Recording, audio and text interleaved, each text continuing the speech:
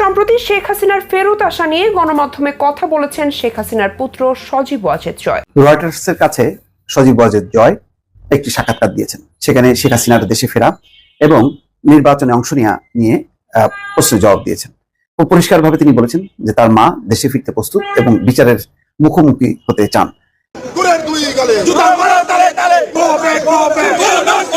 Doctor Yunus যখন জাতিসংঘে গিয়েছে সেখানে ওই আওয়ামী লীগের প্রেতাত্মা যারা আছে তারা কিন্তু স্পষ্টভাবে স্লোগান দিয়েছে, প্লেকার্ড প্রদর্শন করেছে, আপনার তার পদত্যাগ চাই, তার ফাঁসি চাই। কত বড় সাহস! এই সাহসটা কেন হলো? আপনার ডক্টর ইউনূস সাহেব এবং অন্যান্য উপদেষ্টাদের বুঝতে হবে যে ডক্টর ইউনূস সম্পর্কে কালকে যে ঘটনাটা ঘটেছে সেটা যদি ইউনূস সাহেব আরও একটু অ্যাকশনধর্মী কাজ করতো, এই আওয়ামী সন্ত্রাসী দুর্নীতিবাজ লুটেরা যারা অবৈধ টাকা উপার্জন করে। সম্মানিত দর্শক মণ্ডলী, অবশেষে হত্যার দায় স্বীকার করে আত্মসমর্পণ করতে রাজি হয়েছেন সাবেক প্রধানমন্ত্রী শেখ হাসিনা। আর এ বিষয়টি বিশেষ বার্তা সংস্থান রয়টার্সকে নিশ্চিত করেছেন তার একমাত্র পুত্র সজীব ওয়াজেদ জয়। এ নিয়ে থাকছে আজকের ভিডিওতে বোম ফাটানো বিশেষ কিছু প্রতিবেদন। তাই আজকের ভিডিওটি খুবই গুরুত্বপূর্ণ। 1 সেকেন্ড না টেনে পুরো ভিডিওটি দেখার জন্য আহ্বান করছি। আর একটি ছোট্ট রিকোয়েস্ট করছি, তা হলো যদি আপনি আমাদের এই চ্যানেলে নতুন দর্শক হয়ে থাকেন অবশ্যই আমাদের এই চ্যানেলটি সাবস্ক্রাইব করে একটি লাইক দিয়ে পাশে থাকা বেল বাটনটি অন করে দিবেন। তাই কথা নয়, চলুন সরাসরি আমরা ভিডিওতে চলে যাই। কবে নাগাদ দেশে ফিরবেন সাবেক প্রধানমন্ত্রী শেখ হাসিনা তা নিয়ে চলছে জল্পনা কল্পনা। কেবল আওয়ামী লীগই নয়, বরং অন্যান্য দলের রাজনৈতিক নেতা এবং কর্মীরা সহ সাধারণ মানুষও আছেন অপেক্ষায়। গেল জুলাই মাসের ছাত্র জনতার গণ অভ্যুত্থানের মধ্য দিয়ে যেভাবে ক্ষমতার পালা বদল ঘটেছে, তার আগে অনেকগুলো নৃশংস ঘটনার সাক্ষী হয়েছে বাংলাদেশ। হাজারেরও বেশি মানুষের নিহতের ঘটনায় বাংলাদেশ পরিণত হয়েছিল মৃত্যুপুরীতে। শেষ পর্যন্ত বাধ্য হয়ে দেশ ত্যাগ করে পালিয়েছেন ভারতে। এই দেশে আসার পর কিভাবে মুখোমুখি হবেন রাজনৈতিক শত শত মামলার? রয়টার্সের কাছে সজীব ওয়াজেদ জয় একটি সাক্ষাৎকার দিয়েছেন। সেখানে শেখ হাসিনার দেশে ফেরা এবং নির্বাচনে অংশ নিয়ে প্রশ্নের জবাব দিয়েছেন। খুব পরিষ্কারভাবে তিনি বলেছেন যে তার মা দেশে ফিরতে প্রস্তুত এবং বিচারের মুখোমুখি হতে চান। একই সঙ্গে আওয়ামী লীগ চায় নির্বাচনে অংশ নিতে। তো এটি সজীব ওয়াজেদ জয়ের বক্তব্য। নিশ্চয়ই বলা যায় যে তার এই বক্তব্যের পেছনে শেখ হাসিনার হয়তো একটি সম্মতি আছে। খবরে বলা হচ্ছে ছাত্র জনতার গণ আন্দোলনে পদত্যাগ করে দেশ ছাড়েন সাবেক প্রধানমন্ত্রী শেখ হাসিনা। বর্তমানে তিনি ভারতে অবস্থান করছেন। বার্তা সংস্থা রয়টার্সকে দেওয়া সাক্ষাৎকারে সজীব ওয়াজেদ জয় তার মায়ের দেশে ফেরা নিয়ে কথা বলেছেন। যুক্তরাষ্ট্রের ওয়াশিংটন ডিসি থেকে বার্তা সংস্থা রয়টার্সকে সাক্ষাৎকার দেন। বুধবার তার সাক্ষাৎকারটি প্রকাশিত হয়। সাক্ষাৎকারে শেখ হাসিনা কবে দেশে ফিরতে পারেন জানতে চাইলে তিনি উত্তর দেন, এটি তার উপর নির্ভর করবে। তিনি দেশে ফিরে বিচারের মুখোমুখি হওয়ার জন্য প্রস্তুত।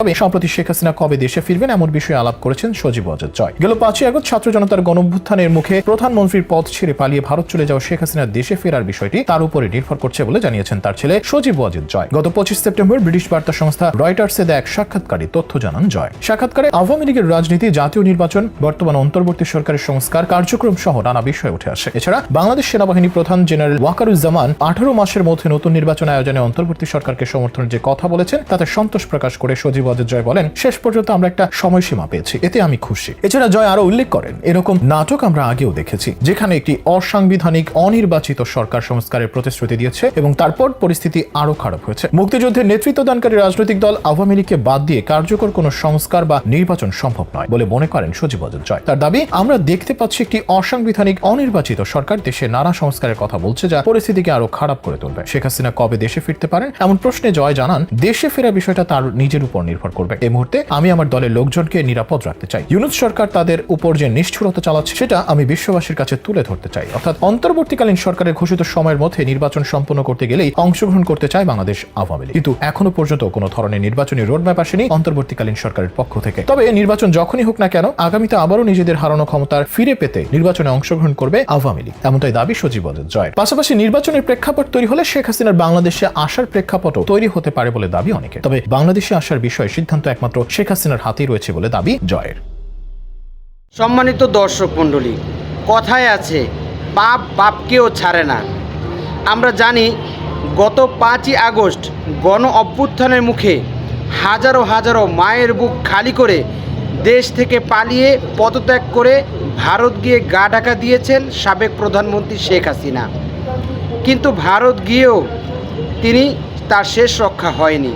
সেখানেও তিনি ভারত সরকারের সেফ হাউজে রয়েছেন এক প্রকার গৃহবন্দী অবস্থায়। তিনি আতঙ্কিত অবস্থায় তিনি তার কঠিন মুহূর্ত পার করছেন। তিনি ভয়ে বাইরেও বের হতে পারছেন না। কখন যেন তার উপরে আক্রমণ এসে পড়ে, কখন যেন তার উপর হামলা এসে পড়ে। তিনি তার জানের ভয়ে নিজেকেই তিনি গৃহবন্দী অবস্থায় করে রেখেছেন।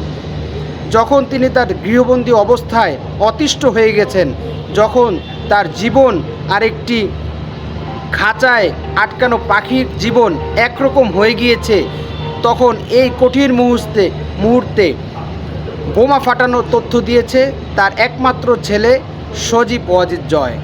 যে সজীব ওয়াজিদ জয় সম্পর্কে বলা হয়, যখন তিনি আরও বল প্রয়োগ করে আরও হত্যা রক্তের উপর দিয়ে তিনি তার ক্ষমতার গদি টিকিয়ে রাখতে চেয়েছিলেন, যখন তিনি কারো কথা শুনতেই রাজি হচ্ছিলেন না, শেষ মুহূর্তে এই সজীব ওয়াজিদ জয়ের কথাই তিনি পদত্যাগ করে দেশ ছেড়েছিলেন।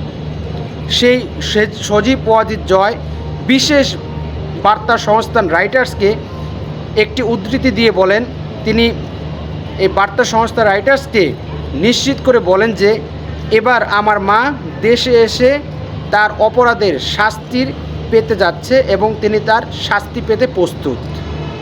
সম্মানিত দর্শক মণ্ডলী, আমরাও চাই যে এভাবে হাজার হাজার লাখো লাখো মানুষকে হত্যা করে যে দেশের গণতন্ত্রকে ধ্বংস করে ক্ষমতার আসনে বসে থাকতে চায়, নিজের ক্ষমতার গদি টিকিয়ে রাখার জন্য হত্যা, খুন, লুটপাট, রাহাজানি, মানুষের জীবনকে যে অতিষ্ঠ করে তুলেছিল, তাকে অবশ্যই সে শাস্তি পেতে চাক বা না চাক সেটা কোনো বিষয় নয়, বরং জনগণের যেটা ইচ্ছা সেটাই হলো আসল। আর জনগণ চায় তাকে অচিরে অবিলম্বে দেশে এনে শাস্তির সম্মুখীন করা হোক, এমন শাস্তি যেটা ইতিহাসে অমর হয়ে থাকবে, যেটা সকল শাসকের জন্য দৃষ্টান্ত হয়ে থাকবে। যে স্বৈরাচারমূলক আচরণ করলে কোনো শাসক যদি স্বৈরাচার হয়, সে যতই প্রভাবশালী হোক না কেন, তার শেষ পরিণতি কখনোই ভালো হয় না। একদিন তাকেও অবশ্যই শাস্তির কাঠগড়ায় দাঁড়াতে হয়। এরকম এক দৃষ্টান্ত স্থাপন বাংলাদেশের বুকে হোক, এটাই বাংলাদেশের লাখো কোটি জনতার হৃদয়ের দাবি, মনের দাবি। সম্মানিত দর্শক মণ্ডলী, আমাদের আজকের এই ভিডিও সম্পর্কে যদি আপনার কোনো মতামত থেকে থাকে, অবশ্যই আপনার সেই মূল্যবান মতটি আমাদের কমেন্ট বক্সে জানাবেন এবং আমাদের ভিডিওটি যদি ভালো লেগে থাকে অবশ্যই একটি লাইক দিয়ে শেয়ার করে পরবর্তী ভিডিওর জন্য আপনাদেরকে আহ্বান করছি এবং আমন্ত্রণ জানাচ্ছি। এই বলে আজকের ভিডিও এখানেই শেষ করছি। সকলেই ভালো থাকবেন, সুস্থ থাকবেন, নিরাপদ থাকবেন। আমিন ওয়া আখিরু দাওয়ানা আলহামদুলিল্লাহি রাব্বিল আলামিন। আসসালামু আলাইকুম ওয়া রাহমাতুল্লাহি ওয়া বারাকাতুহু।